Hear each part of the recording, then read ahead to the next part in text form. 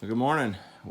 We, as in I, am working on a bucket for my John Deere 160. So we were throwing some hardox plate at it this morning. We started this the other day, and it's kind of miserable, really. It doesn't fit very well.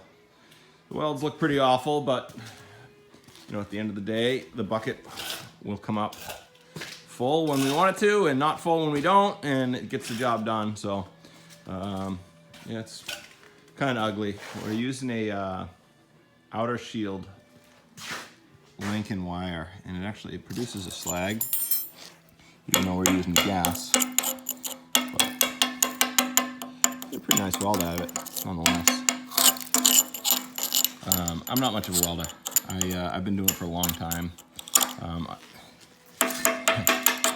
I guess I get kind of impatient and hurry a little bit, but at the end of the day, these plates are not going to fall off. There's a ton of weld on here. They're super strong. It added a bunch of structure to the bucket, so the factory installed wear bars had a gap between them, and I basically just jumped the gap. Again, this thing, it gets the crap kicked out of it, so we just go for simple. The bottom was all bent up. We just straightened it as best we could and threw some plate at it. So it's gonna get some blocks welded on the side here. And I'll probably put a small filler plate in this gap here. Just, right, wrong, or indifferent. We spread a lot of sand for septic systems, and we're trying to make it perfect. So unfortunately, we sweep with the side of the bucket quite often just to get it close to cut down on handwork. So I know it's not the right thing to do with an excavator, but it's what we do. We do it all the time. It seems to work pretty well. We get pretty good at it. I can actually stick a laser receiver on the side of the bucket when I do it, and use the laser to get grade. Again, we're trying to be efficient. So that's it. I'm gonna put the stick on this morning. I've got all the welding done I needed on the bottom of the bucket. We're gonna put it on, and I'll finish the blocks on the side. That way we're a little easier to reach it. So, got a new pin and bushing for the stick right there. This is the new pin from John Deere. Pounded the bushings in, still missing the seals. My friend's got access to a plasma table, so he made me up some shims to go between the cylinder and the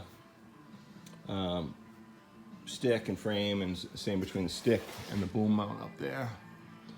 It just helps keep the grease in the joints.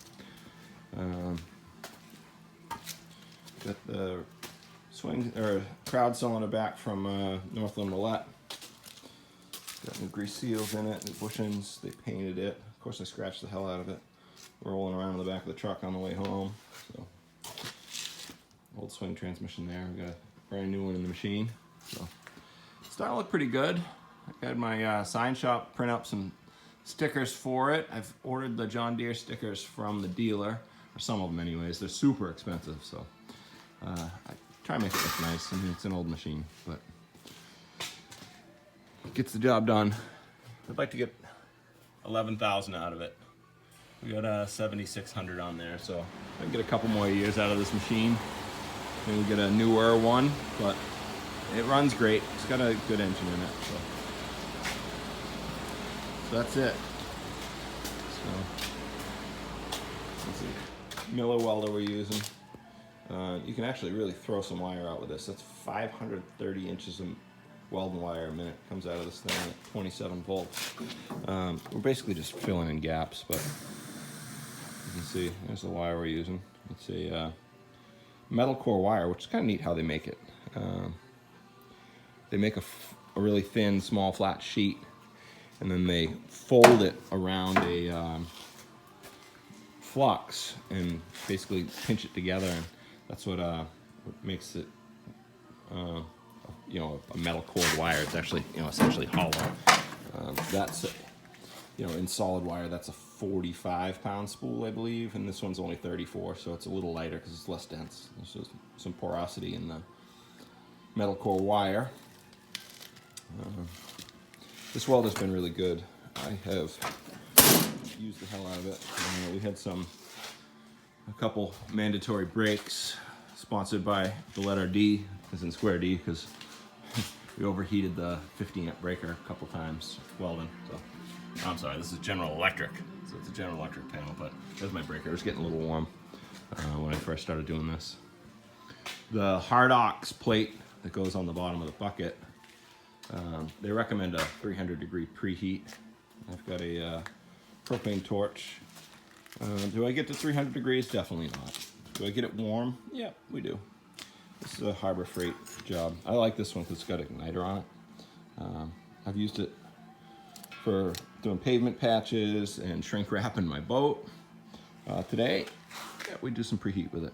So it actually works pretty good. It was cheap.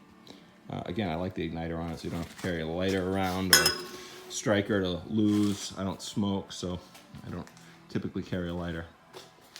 So, anyways, thank you for watching.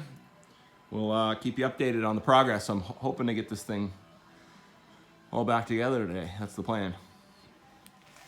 Thanks again for watching. Make sure you hit like and subscribe and get some more videos. Check out our Instagram and Facebook page, Watercourse Solutions. And again, thanks for watching.